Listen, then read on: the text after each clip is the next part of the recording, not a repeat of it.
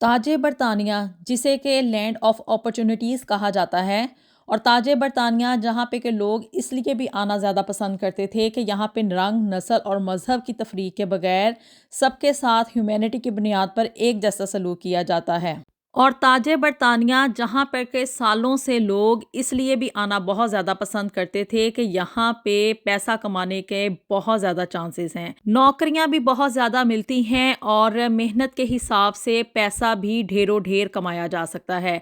लेकिन अब 2025 में हुकूमत की तरफ से ऐसे न्यू इमिग्रेशन रूल्स जो हैं वो इंट्रोड्यूस करवा दिए गए हैं, जिनकी वजह से यहाँ पे सालों से रहने वाले लोग जो हैं वो ये सोचने पे मजबूर हो गए हैं कि ये क्या वाकई में हमारा मुल्क है, क्या हमें यहाँ पे अब मज़ीद स्टे करना चाहिए या कि नहीं करना चाहिए, या कि हमें जो है वो अपने होम कंट्री की तरफ वापस चले जाना चाहिए। 2025 में लोगों की कसीर तादाद इस चीज़ पे मजबूर हो चुकी है कि वो यूके को छोड़ के किसी और कंट्री की तरफ चले जाएं। बिस्मिल्लाहिर्रहमानिर्रहीम, अल्लाहुम्मा सल्ली अला मोहम्मद व अला आले मोहम्मद व बारिक वसल्लम। अस्सलाम वालेकुम एवरीवन। एक नए दिन और एक नए व्लॉग का आगाज़ करने जा रहे हैं। अपने कई एक व्लॉग्स में ना मैं आप लोगों को ये बात शेयर करती आई कि यहाँ पे ना यूके में दिन ब दिन हालात जो हैं वो बहुत ज़्यादा टाइट हो रहे हैं, लोगों का यहाँ पे रहना बहुत ज़्यादा मुश्किल हो रहा है, और लोगों के लिए यहाँ पे रहने के बाद गुजारा करना और फिर सेविंग्स करना और भी ज़्यादा मुश्किल हो रहा है। लेकिन जी अब 2025 शुरू होते साथ ही हुकूमत की तरफ से ना लोगों के ऊपर बड़ा क्रैकडाउन शुरू हो गया, जिसमें कि हुकूमत की तरफ से ये भरपूर कोशिश की गई कि वो लोग जो कि यहाँ पे जिनके पास रहने का कोई लीगल स्टेटस नहीं है, या वो लोग जो कि यहाँ पे मज़ीद आना चाह रहे हैं ना इलीगल तरीके से, यहाँ पे मौजूद लोगों को भी यहाँ से निकाला जाए, और जो बाहर से आने की कोशिश कर रहे हैं ना उनको भी स्टॉप किया जाए, उनको रोका जाए, मज़ीद लोगों को यूके में एंटर ना होने दिया जाए। चलें जी, ये बात ना इल्लीगल लोगों के लिए तो समझ आती थी कि भई जिन लोगों के पास यहाँ पे रहने का कोई स्टेटस नहीं है, या वो लोग यहाँ पे आने के बाद हुकूमत के ऊपर बोझ बन जाते हैं ना, उन लोगों को यहाँ पे स्टे नहीं करना चाहिए। लेकिन जी अब 2025 में ना ये जो चेंजेस थी ना वो इस हद तक बढ़ चुकी हैं कि अब हुकूमत की तरफ से ना यहाँ पे रहने वाले जो लीगल माइग्रेंट्स हैं ना उनके ऊपर भी ज़मीन तंग की जा रही है। न्यू जो रूल्स आए हैं ना उसके मुताबिक अब लोगों की ऐसी छांटी की जाएगी और उनके ऊपर इतने स्ट्रिक्ट रूल्स जो है ना वो अप्लाई किए जाएंगे, जिसके बाद के लोगों की एक कसीर तादाद ये सोचने पे और इस चीज़ के ऊपर आमादा हो जाएगी कि अब ये मुल्क ना रहने के काबिल नहीं रहा है। हमारा यहाँ पे रहना, गुजारा करना और मज़ीद आगे कंटिन्यू करना बहुत ज़्यादा मुश्किल हो चुका है। अब आप कहेंगे कि भी कौन से ऐसे रूल्स हैं, यानी कि रूल्स इस हद तक चेंज हो चुके हैं कि वो वर्क परमिट से लेके असाइलम क्लेम करने तक इतनी तबाहकुन किस्म की ना चेंजेस आई हैं, जिसकी वजह से क्या है कि भी लोग जो है ना यहाँ से इस मुल्क को छोड़ के किसी और कंट्री की तरफ खुद ब खुद जाने पे मजबूर हो जाएंगे। सबसे पहले जो चेंज और जो न्यू रूल यहाँ पे ना इंट्रोड्यूस हुआ है उसमें क्या है कि भी यहाँ पे ना अब पॉइंट बेस्ड सिस्टम इंट्रोड्यूस करवा दिया गया है।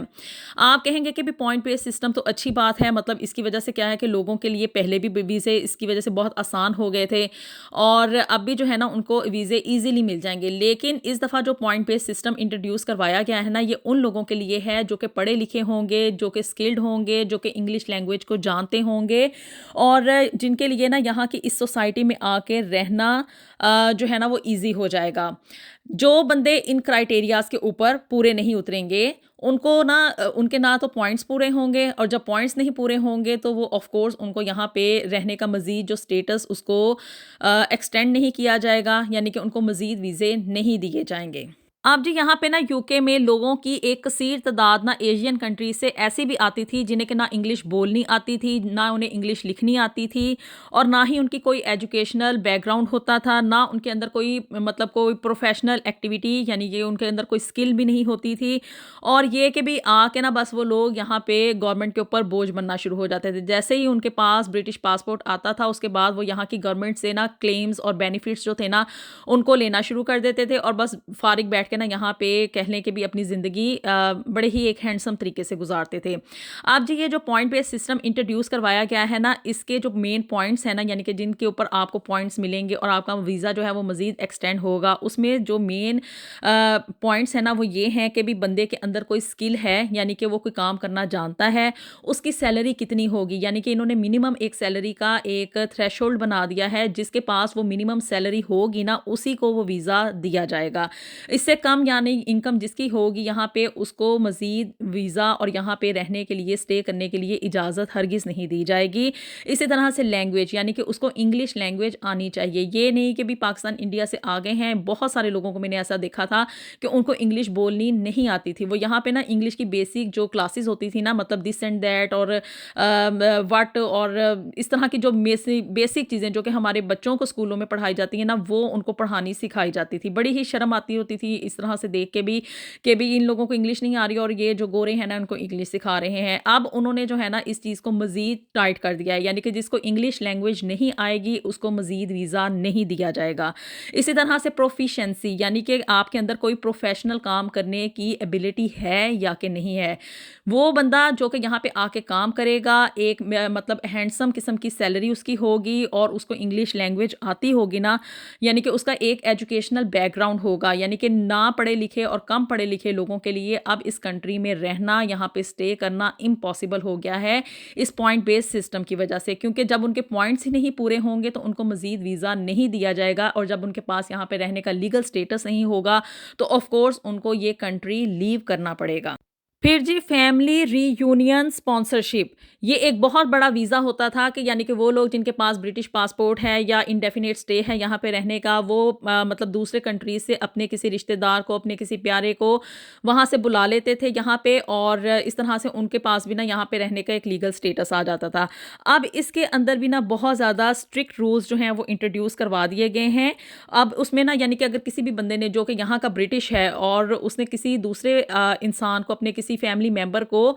किसी और कंट्री से यहाँ पे बुलाना है ना, तो उसके पास एक फाइनेंशियल एलिजिबिलिटी होनी चाहिए और उसकी एक ख़ास रिक्वायरमेंट रख दी है। यानी कि जो अगर उस बंदे के पास इतने फंड्स होंगे कि वो उस बंदे दूसरे बंदे को यहाँ पे आके फाइनेंशियली सपोर्ट कर सकता है, उसके अखराजात यहाँ पे बर्दाश्त कर सकता है, तो तभी पॉसिबल है कि वो अपने किसी फैमिली मेंबर को यहाँ पे बुलाएगा। अदरवाइज़ अगर उसके पास फंड्स नहीं है, उसके पास इनफ अमाउंट नहीं है ना, तो वो किसी भी अपने फैमिली मेंबर को यहाँ पे हरगिज़ हरगिज़ नहीं बुला सकता। फिर जी स्किल्ड वीज़ा होता था, जिसकी वजह से क्या था कि बहुत सारे लोग ना यहाँ पे वर्क परमिट लेकर आ जाते थे। अब जिस स्किल्ड वीज़ाज़ को भी ना बहुत ज़्यादा रिड्यूस कर दिया गया है, नैरो उसका एक कह लें कि टाइम फ्रेम कर दिया गया है। बहुत सारे वीज़े जो है ना वो इस वजह से दिए जाते थे कि भी बस बंदे को मतलब कोई वैसे ही हुनर आता है ना तो उसको दे देते थे। अब जिस स्किल्ड वीज़ा को जो है ना छोटा करके या नैरो करके सिर्फ हेल्थ केयर,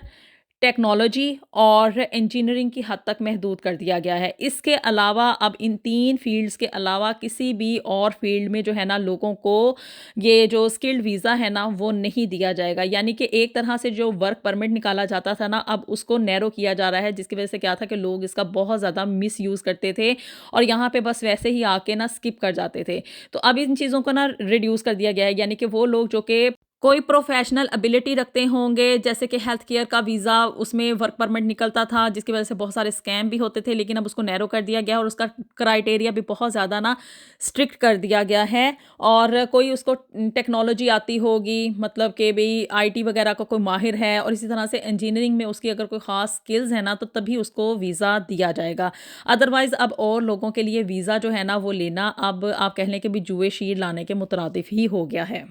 तो जी वो लोग जो कि यहाँ पे लॉन्ग टर्म रेजिडेंसी के लिए अप्लाई करते थे, मतलब कि यहाँ रहते हुए काफ़ी साल गुजर गए हैं, या उन्होंने अपने बच्चों की बेस के ऊपर कोई वीज़ा वगैरह अप्लाई करना चाहा है, या इंडेफिनेट लेने की कोशिशों में है ना, क्योंकि इंडेफिनेट के बाद तो फिर पासपोर्ट होना मतलब ईजी होता है, उसमें कोई इतना खास टाइम पीरियड नहीं लगता है, एक राह हमवार हो जाती है। तो जी लॉन्ग टर्म रेजिडेंसी और यहाँ की सिटीजनशिप लेने के लिए भी इन्होंने ना ये क्राइटेरिया रख दिया है कि उस बंदे के पास कोई स्किल हो, उसको कोई काम करना आता हो, कोई प्रोफेशन हो उसका, उसकी एजुकेशन हो, एजुकेशनल बैकग्राउंड हो और पढ़ा लिखा वो बंदा हो, इसी तरह से उसको इंग्लिश लैंग्वेज आती हो, और सबसे बढ़कर ये कि यहाँ पे उसके पास एक अच्छी खासी हैंडसम सैलरी हो। यानी कि सैलरी का एक मिनिमम क्राइटेरिया, एक मिनिमम थ्रेशोल्ड रख दिया गया है। जो बंदा उस मिनिमम सैलरी को मीट करेगा ना, सिर्फ वही यहाँ पे लॉन्ग टर्म रेजिडेंसी यानी कि इंडेफिनेट और यहाँ की सिटीजनशिप ले सकता है। उसके अलावा दूसरे लोगों के लिए, जैसे पहले होता था कि लोग इंग्लिश लैंग्वेज का टेस्ट पास करके यहाँ की सिटीजनशिप ले लेते थे, इसी इसी तरह से कुछ और टेस्ट होते थे, यानी कि जिन लोगों के पास कोई डिग्री नहीं होती थी ना, वो भी यहाँ की रेजिडेंसी और यहाँ की सिटीजनशिप ले जाते थे। तो अब इस चीज़ को ना उन्होंने बहुत ज़्यादा कांटा-छांटी की है और सिर्फ़ और सिर्फ़ पढ़े लिखे लोगों के लिए, एजुकेटेड लोगों के लिए और स्किल्ड लोगों के लिए और यहाँ पे काम करने वाले लोगों के लिए ना अब सिर्फ़ यहाँ पे रहना और यहाँ पे गुज़ारा करना जो है ना वो पॉसिबल होगा। इसके अलावा मतलब कम पढ़े लिखे लोग और वो लोग जो कि मतलब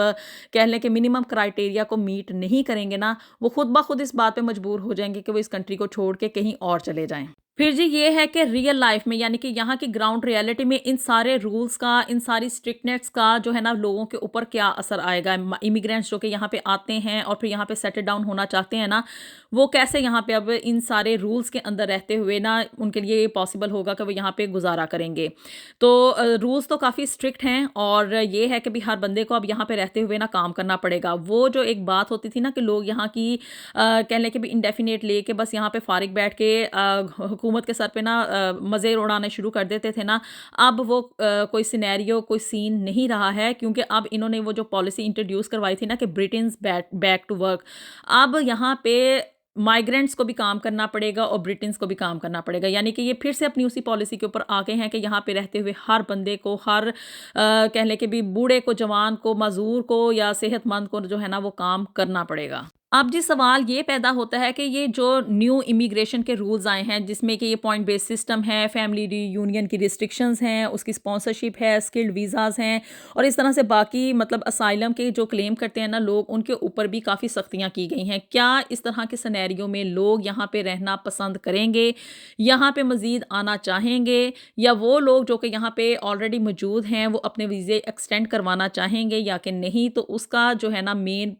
रीज़न और मेन पॉइंट वो यही निकल रहा है कि गवर्नमेंट यानी कि यहाँ की हुकूमत ये चाहती है कि हम ये जो रूल्स हैं ना इनको स्ट्रिक्ट करेंगे, अपने जो हमारा क्राइटेरिया उसको नैरो कर देंगे, टाइम फ्रेम यानी कि जितना भी हम लोग तंग करते चले जाएंगे ना तो उसकी वजह से क्या है कि लोगों की कांटा छांटी होगी, लोग इस चीज़ पे मजबूर हो जाएंगे कि वो इस कंट्री को छोड़ के चले जाएं। उनको ये रियलाइज़ होगा कि भी हमारा अब यहाँ पे रहना, गुजारा करना और फिर यहाँ पे सेविंग्स करना और यहाँ पे ज़िंदगी गुजारना मुश्किल है। ये सब चीज़ें करने की आखिर वजह क्या थी? क्योंकि यहाँ पे ना लोग बहुत सारी कसीर तादाद में आए थे और कुछ लोग ऐसे थे जिनका कि कोई रिकॉर्ड ही नहीं होता था, यानी कि इल्लीगल होते थे। पहले तो इन लोगों ने ना इल्लीगल लोगों को निकाला है, उनके खिलाफ क्रैकडाउन किया है। यकीन माने इतने बुरे हालात थे कि लोगों के ना वर्क प्लेसेस के ऊपर जाके, यानी कि फूड शॉप्स के ऊपर छापे पड़ रहे थे, इसी तरह से मतलब ब्यूटी सैलॉन्स में, कार की वर्कशॉप्स में और हर ऐसी जगह पे, कंस्ट्रक्शन की साइट्स पे जहाँ पे कि ये पॉसिबिलिटी थी कि लोग इल्लीगल आके ना काम कर रहे हैं और कह लें कि भी कैश इन हैंड जॉब करते हैं ना, वहाँ वहाँ पे उन्होंने छापे मार के ना इल्लीगल लोगों को वहाँ से निकाला है। अब जी वो लोग जो कि यहाँ पे यानी कि उनके पास रहने का स्टेटस था, उनके ऊपर रूल्स मज़ीद स्ट्रिक्ट कर दिए गए हैं और ये सब कुछ करने की वजह सिर्फ़ और सिर्फ ये है कि भी यहाँ से ना लोग चले जाएँ। खुद तो पकड़ के अब ये निकालने से रहे कि जो लोग जो लीगली यहाँ पे आ चुके हैं। रूल स्ट्रिक्ट करने का मकसद सिर्फ़ और सिर्फ ये है कि भी लोग खुद से मजबूर हो के ना यहाँ से इस कंट्री को छोड़ के चले जाएँ, क्योंकि लोगों की एक कसीर तादाद यहाँ पे आ चुकी है। यहाँ पे घर कम हो गए थे और नंबर ऑफ़ पीपल जो थे ना वो ज़्यादा हो गए थे, जिसकी वजह से क्या था कि प्रॉपर्टी में क्राइसिस आया, फिर उसके बाद यहाँ की खाने पीने की अशिया में क्राइसिस आया, चीज़ें महंगी हो गई और लोगों को जॉब नहीं मिल रही थी। बहुत ही ज़्यादा ना मतलब एक तरह से आप कह लें डिज़ास्टर किस्म की सिचुएशन हो चुकी थी। अब जी हुकूमत ने ये जो न्यू रूल्स 2025 में इंट्रोड्यूस करवाए हैं, इनका मकसद सिर्फ़ और सिर्फ ये है कि लोग मजबूर हो के जो कोई इन क्राइटेरियाज़ के ऊपर पूरा नहीं उतरेगा, क्योंकि लोगों की यहाँ पे एक बड़ी तादाद मैंने ऐसी भी देखी है जो कि कम पढ़े लिखे होते हैं, उनको इंग्लिश नहीं बोलनी आती, उनको इंग्लिश लिखनी नहीं आती और उनकी सैलरी भी इतनी ज़्यादा यानी कि यहाँ पे इनकम इतनी ज़्यादा नहीं होती। तो उसका मकसद सिर्फ़ और सिर्फ ये है कि लोग या तो या ज़्यादा काम करें, यानी कि अपनी डबल शिफ्ट्स लगाएं, और अगर ऐसा नहीं कर सकते, मतलब कि वो हुकूमत के ऊपर बोझ बनने के बारे में सोच रहे हैं ना, तो वो उनके लिए एक ही रास्ता होगा कि वो इस कंट्री को छोड़ के या तो अपने होम कंट्री चले जाएं या किसी और कंट्री की तरफ चले जाएं। आप लोगों ने अपनी राय से हमें ज़रूर आगाह करना है कि ये जो 2025 में न्यू रूल्स आए हैं, इनका इम्पैक्ट क्या होगा लोगों के ऊपर। लोगों की ज़िंदगियाँ वाकई में यहाँ पे अजीरन हो जाएंगी, या कि लोग जो हैं अपने अंदर ये एबिलिटी ले आएंगे कि वो इंग्लिश भी बोलना शुरू कर दें, पढ़ लिख भी जाएं और जी जो है एक अच्छी खासी हैंडसम अमाउंट में यहाँ पे सैलरी यानी कि पैसा भी ज़्यादा कमाना शुरू कर दें। अपनी राय से आप लोगों ने हमें ज़रूर आगाह करना है। वीडियो पसंद आई हो तो इसको लाजमी लाइक एंड शेयर भी कर दें और जो मेरे चैनल को भी जल्दी से सब्सक्राइब कर दें। मिलेंगे आपसे नेक्स्ट वीडियो में with something new and something very interesting. Until then अल्लाह हाफिज़।